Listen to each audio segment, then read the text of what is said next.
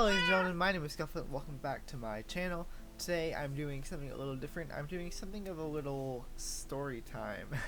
I've never done anything like this before. I'm going to be talking about my adventure that I went on to go and see Panic at the Disco and Marina at the PNC Arena in Raleigh, North Carolina. I will tell you where I went. I will not tell you where I came from. I will have timestamps in the description for the different segments of the story. If possible, I'll make chapters. I don't know how to though, but there'll be timestamps. Alright, so I guess I'll start from the beginning. So I had to take a train from where I live to Raleigh, North Carolina.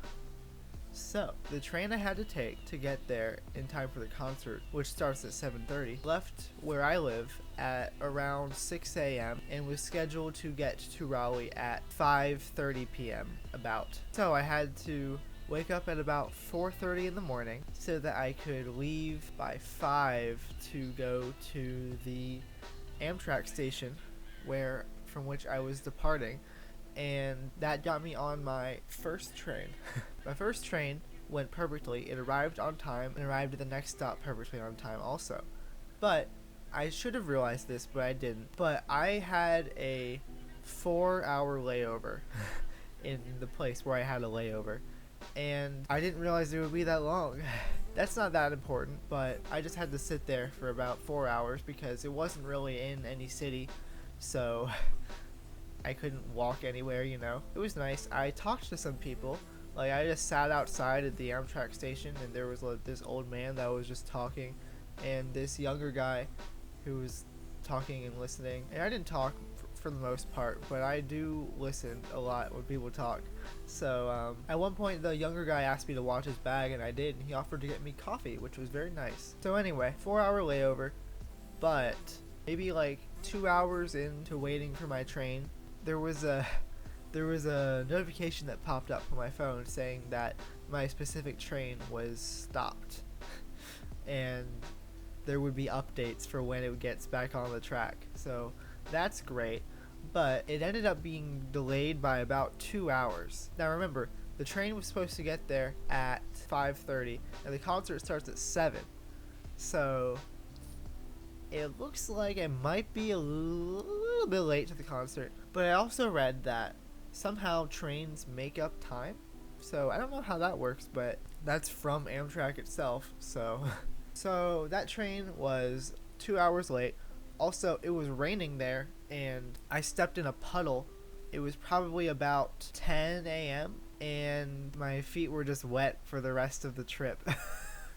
So that was great. Yeah, so the train arrives 2 hours late. I think it was about 3:30 when it was supposed to get there at about 1:30. And then we arrived in Raleigh a little bit before 7. I think maybe between 6:50 and 7. So I immediately, before I even got off the train, I ordered my Uber, which was 20 minutes away, of course. And also the Amtrak station in Raleigh is really big. It might be because it's a state capital, but also the other ones that I went to were a lot smaller. This one was like a small airport kinda. Yeah, so the Uber was 20 minutes away, so I figured what the heck, I'll just go into the bathroom to do my makeup because I hadn't done it, because of course I wouldn't. I'm traveling and I'm sleeping, and you know. So yeah, Uber's 20 minutes away. I do my makeup, which wasn't really that much, just eyeliner and mascara and lipstick. So I wait for my Uber.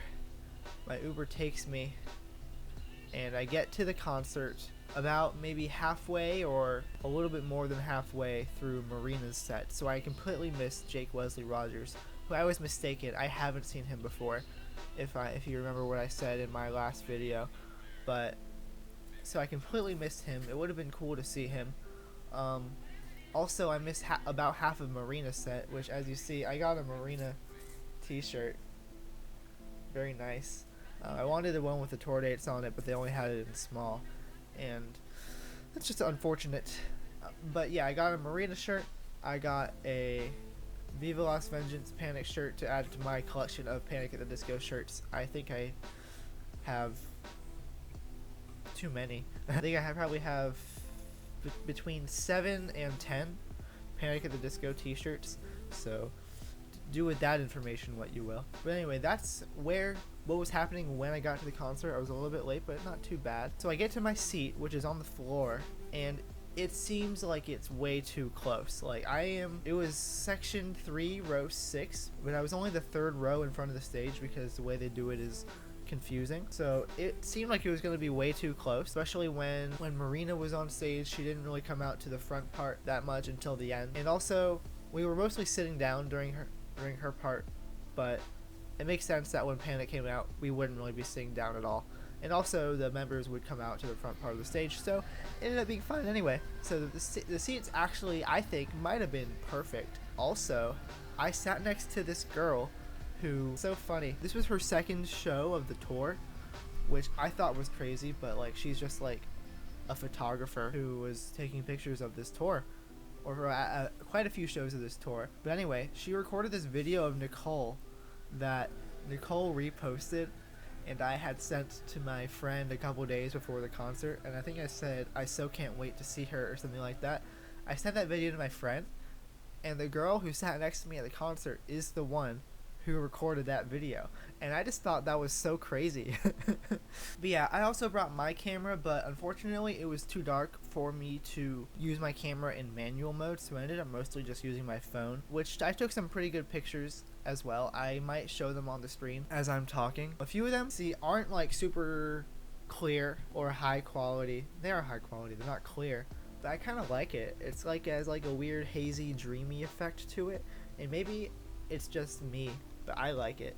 And so you guys can decide for yourselves what you think about the pictures that I took. The dreamy ones are mostly of Nicole. Oh, also, I swear she made eye contact with me and smiled at me. I think it was the part during Say It Louder, the Hey Kids, Legends and Gods.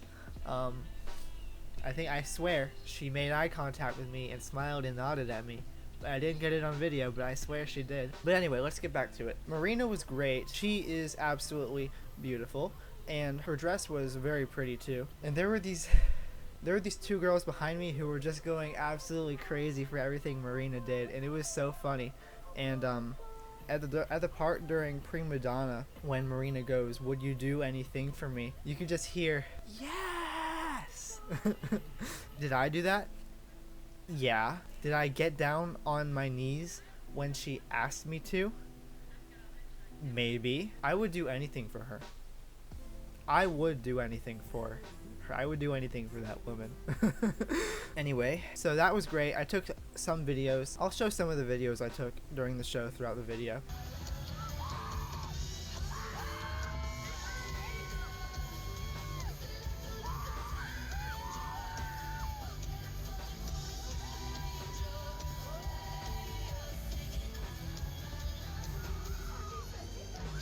So yeah, on to the Panic part.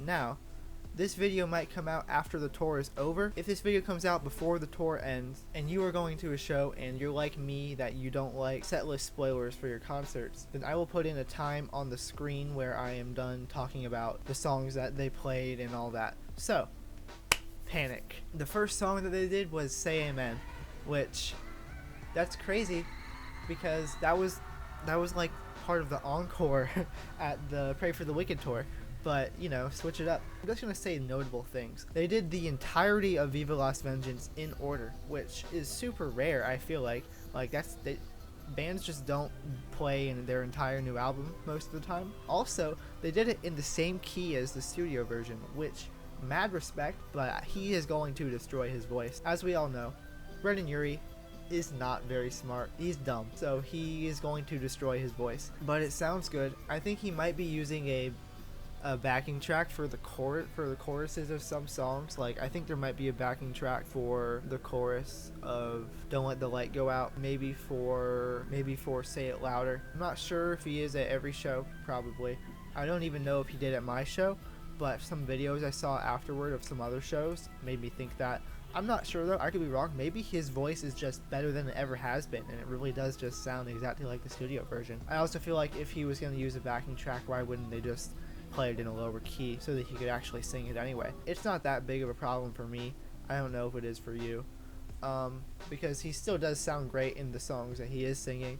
But yeah, so they did the entirety of Viva Las Vengeance, which was really cool, And I think I like Viva Las Vengeance a lot more than I did before too. After seeing it live, it was very much an experience. You definitely had to be there. Since they did the entirety of Viva Las Vengeance, there were a lot of like setlist staples that they've been doing for years that just weren't there anymore. Like, there was no Bohemian Rhapsody, there was no Ballad of Mona Lisa or Let's Kill Tonight. I don't think there was any. Yeah, no, there was nothing from Vices and Virtues, which is very disappointing for me because that's my favorite Panic album. No Hallelujah, no Golden Days, hardly anything from Pray for the Wicked, honestly. 3 songs from Pray for the Wicked, 5 songs from Death of a Bachelor. You know, the expected ones. Don't Threaten Me with a Good Time was in the beginning. Victorious was toward the end. He, of course, did I Write Sins Not Tragedies. I actually took a really good video of that, of the entire song. It's on my second channel. You can go to that link there to watch it. It's a very good video, and it was great. He did do 9 in the Afternoon, which is nice. I'm only drinking because it feels like a party.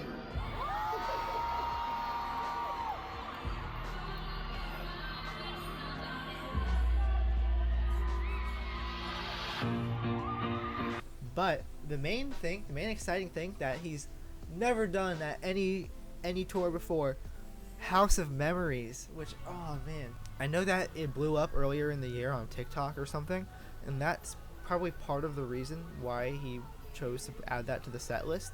But I'm so thankful for that. That has always been one of my favorites ever since it came out. It sounded amazing live. The guitar went so hard in that song live. Like, you don't really notice it in the studio version, but there are probably maybe a few missing pieces from the live version, so the guitar really stands out, and I like it a lot. Ooh, it was so good. At my show, Jake Wesley Rogers didn't come out during House of Memories. I know he did at some, but whatever. I'm okay with that. Nothing against him. I don't know anything about him, but it didn't really bother me. But yeah, House of Memories live was so good, and the last song of the show was High Hopes. And I know that there are probably a lot of people who found Panic at the Disco because of that song, because it is their biggest hit ever, which is crazy. I don't love that song. I like it. Maybe it's because it was so overplayed. I do like the song. I like the line "Light Up Your Wildest Dreams." My thing, probably the year that Pray for the Wicked came out, my sister got me a shirt. Might have been for my birthday, but maybe not, because I went to the Pray for the Wicked tour show on my 15th birthday, but she got me a shirt that said Panic at the Disco, Light Up Your Wildest Dreams. And I think I really like that shirt, so that's always, High Hopes has always had a bit of a special place in my heart, I guess, just because I have that shirt. I left before it was over, just because I wanted to avoid a lot of the crowds. I left toward the end of it, but not before it was completely over. One other thing, which is just funny, during Girls Girls Boys, the Panic Hearts or whatever it's called, PATD hearts, they were all green. Like, I feel like there was some mix up there, but also, oh my gosh, I took so many videos. I took a video of Nicole every time she walked out toward me. Oof. Sorry, I was just a little chilly. Anyway, after the show, the story isn't over. I'm in another city, in another state, all by myself. I'm not staying anywhere. It's 11 p.m. now after the show, and I have a flight at 6 a.m. to go home. I don't have anywhere to stay, so I'm thinking, what's a place that's open late? So I go to a gay club. It's the first time I've ever been to any club in my life. I can't say going by myself was a great idea, especially when I'm as introverted as I am. It wasn't too bad. I wasn't a big fan of the scantily clad men dancing, and there were hardly any women there. But I basically just stood in a corner and waited for an extrovert to adopt me, which eventually one did, and I made a friend, you know, a 27-year-old landlord, but, you know, he seemed nice enough, even though he was a landlord. Also, someone at the club, I guess he recognized me from the show somehow, because I was wearing like a regular gray hoodie over my shirt, but he was like, "Were you at the Panic show?" And I was like, "Yeah." And that was crazy, because, like, how is that even possible? How would he know? But that was really fun. I had a good time interacting with the people. So that club closed at 1 on Sundays. So at that point, I just got an Uber from the club to the airport, where I just slept until it was time to get ready for my flight. And I think they opened the entrance to the gate at about 4 a.m. So I went through and I got patted down. I got patted down at the airport. It's funny. They didn't know if I should be patted down by a man or a woman, which was just funny. And the trans people at the airport experience of them patting you down just because I had heard about it before, but this was the first time I ever experienced it. It was not fun. I was really anxious. I was worried that they would go through my bag and find my prescription medication that I need. But they didn't end up going through my bag, and it was fine. And yeah, I was worried that I would have to do that at my next flight, the layover. But I found out that you stay inside of the gate. So yeah, to get home, I had to go say Raleigh's here. I had to fly farther than where I was going, and then back down to where I live, and it was just so convoluted, but it was fun. Well, I don't know if it was fun, but it was an experience. So yeah, I ended up getting home at 10 a.m. and so I left the first day at 5 a.m. We got home the next day at 10 a.m. and that is basically my experience of going to a concert to see Marina and Panic at the Disco in another city, in another state, all by myself. And I promise another Marina video is coming soon. I'm sorry, I didn't mean to take this long. I meant to listen to her music before I even saw her. I still haven't listened to that music. Because I haven't made the video. I don't, But unfortunately, I have a notable lack of satisfactory executive function, so that I'm not good at doing things. But I promise I will make that video. Stay tuned. But yeah, this was my story time of the time I took 2 trains and 2 planes to go to a concert. So yeah, let me know if you ever wanted to see more videos like this. If you got this far, thank you so much for watching. Leave a like if you enjoyed. Don't forget to subscribe and ring the bell. Follow me on Twitch and join my Discord server in the links in the description, and check out my gaming channel.